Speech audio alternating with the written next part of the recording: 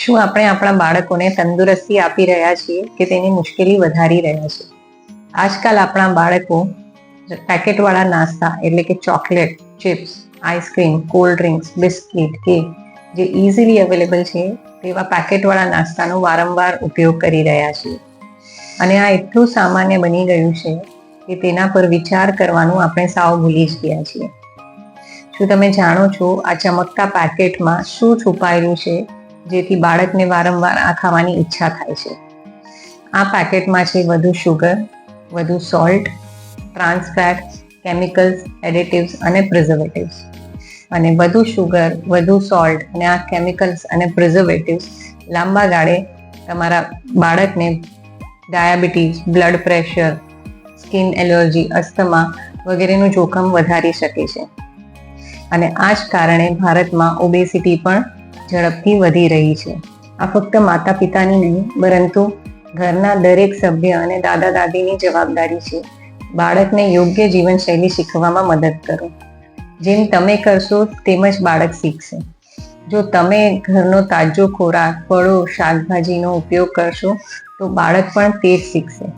અને જો તમે જ ready to eat food, chips, cakes, pastries, પિઝાનો વારંવાર ઉપયોગ કરશો તો બાળક પણ તે જ જોશે અને તે જ ખાશે.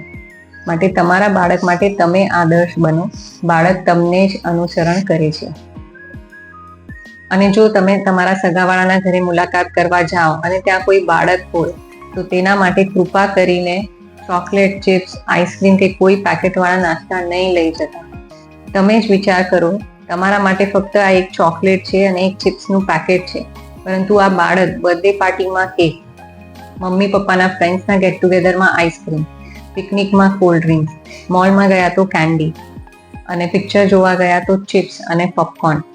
હવે તમે જ કલ્પના કરો કે આ નાનકડા બાળકનું શરીર જે હજી ફૂલ્લી ડેવલપ નથી થયું તે આટલું બધું શુગર, સોલ્ટ અને પ્રિઝર્વેટિવ કેવી રીતે હેન્ડલ કરી શકશે.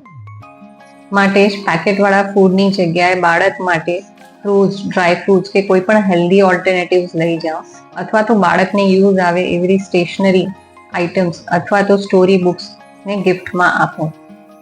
અને એક ચોકલેટ કે એક ચિપ્સના પેકેટથી શું ફરક પડવાનો છે એ એટીટ્યુડને થોડો ચેન્જ કરી દો.